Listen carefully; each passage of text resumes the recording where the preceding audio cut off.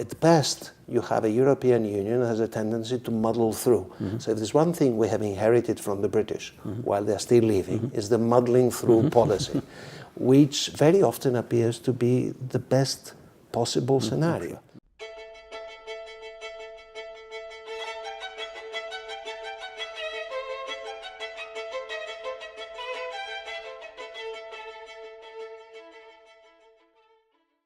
It's a great pleasure to have Professor Loukas Tsoukalis with us. He's president of ELIAMEP, which is the Hellenic Foundation, I guess, for European and foreign policy. A very renowned institute, not only in Greece, but at the European level, thinking for many years about the European integration process. Now, Loukas, we're going through very turbulent times. Let us map out a bit how the European situation, the crisis which we see now emerging not only economically, or which has been actually improving to some extent over the last 2 years, but now expresses itself socially and politically. How do you see the international setting of this crisis? And does it have any implication for the process which we see going on in Europe? Well, Europe is marked today by very deep and multiple divisions. There are divisions north-south, east-west, but the big change that has taken place in recent years is that the main divisions are probably not between countries, but they are within countries, which in turn has made an increasing number of our European countries ungovernable. So if you want to think of the European problem, you simply multiply the national problem by 27. So Europe is becoming increasingly ungovernable, partly because there are deep divisions within its countries and there's political fragmentation. So it's very difficult to agree on literally anything within the member countries, and that of course is then translated to the European scene. Europe has always, or usually has been driven, if it was driven, by a Franco-German motto. The Franco-German motto became, or rather the driver became quite unbalanced during the crisis. France was weak and Germany was strong. With the election of President Macron, we hoped that things might change. In fact, if there is one person in the European Union who seems to have a clear and ambitious vision of where the European Union should be heading to, this is Macron. But Macron is rather alone on the European scene and is becoming increasingly weaker domestically. So it's difficult to predict. If we were to put it cynically, for years our German friends were complaining that they don't have a French interlocutor to move the European Union forward. When they did get a French interlocutor, then they decided they had domestic problems. But this is not really, I don't present it in terms of a conspiratorial theory, but you need a balanced relationship between France and Germany, and you need strong leaderships on both sides for the European Union to move forward, because there are very few countries in Europe that can afford to think European. They think national. Well, I think what is interesting is that the financial and economic crisis works with a pretty strong lag to develop these divisions within societies. And in fact, now they're dominant in terms of, as you say, dominating the formulation of policy at the country level, which then have to translate into some international relations. And we don't see any ebbing of those internal forces which lead to turbulence and much more introspection of countries. And this comes at a time when one has to think about the next financial framework, where economists usually would advocate one should have a slightly increased EU budget to meet all its demands, the increased demands. So the next, on top of that, the European parliamentary elections.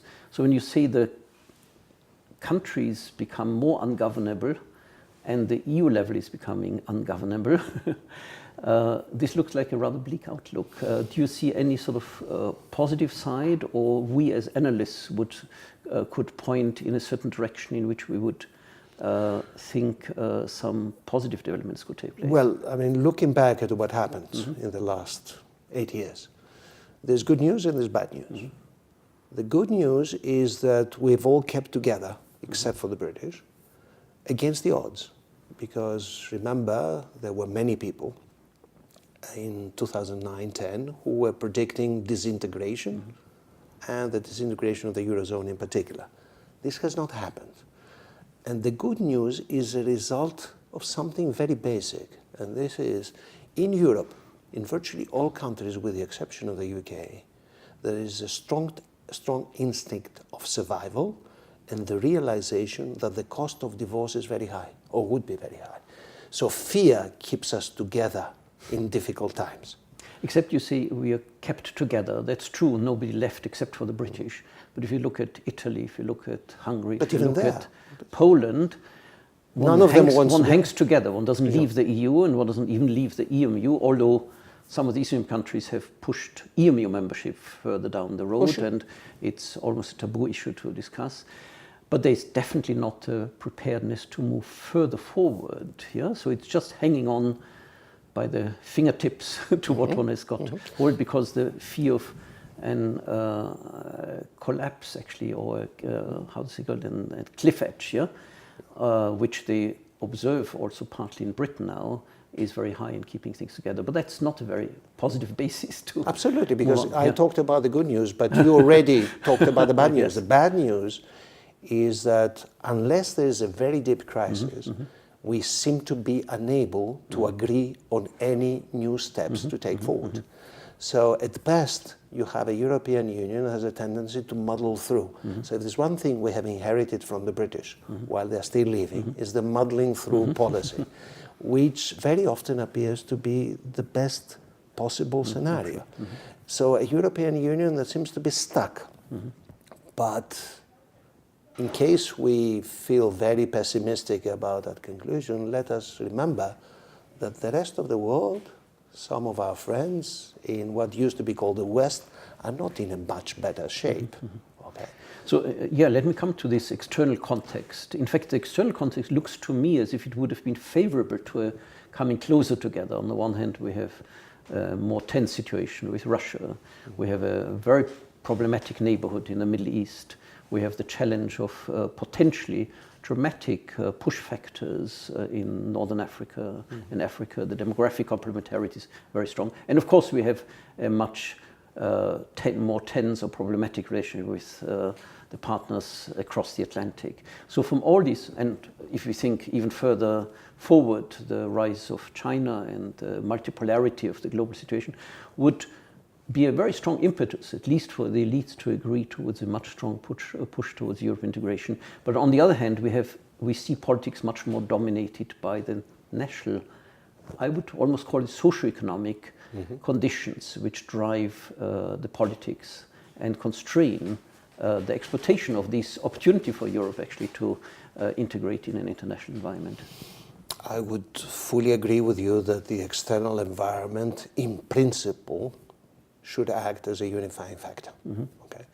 Because Russia on the one side, the United States of Trump on the other, and the implosion of much of our neighborhood all around should be a factor that forces us to be more united.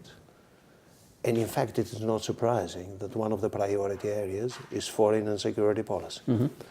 But there are divisions. My guess is that foreign and security policy will remain at the top of the agenda, and most likely it will rely on groups of willing and able countries, not at the level of 27. And I think this is also the way forward for much of European integration from now on, not erga omnes, not for everybody, but differentiation, special groups that may agree to move together in some areas and others stay behind, which is not necessarily a very bad thing if the alternative is nothing. And as long as you can keep the door open for countries to join later if they so wish. And foreign security policy, of course, also opens a door for collaboration with the British even after they leave. No, so in that sense, this is an area where there's a mutual understanding Absolutely. of working together. Absolutely. Let me come to a final question, since today is a rather tumultuous day for Brexit, the debates in the British Parliament. Do you see any long-run impact of the British leaving? How does it change the situation within the European Union? Well, the first point to make, which is pretty remarkable, is that Brexit has acted as a unifying factor for the rest, the 27, which is not something that would be taken for granted back in 2016. That's number one. Number two, of course, Brexit will cost the European Union in political, economic terms, in terms of foreign policy, there's no doubt about it. But it is an asymmetrical relationship because it is likely to cost the British much more than it will cost the rest, the 27. And this is also reflected in the negotiations. There is a big asymmetry in the Which negotiating seems to be power. backfiring at the moment. Yeah. No? And this is again something that our British friends had not expected, with exceptions, of course. But all the great advocates of Brexit totally miscalculated, misread the balance of power. And you know, it's now traumatic realizing that the real balance of power is very different from the one they had imagined.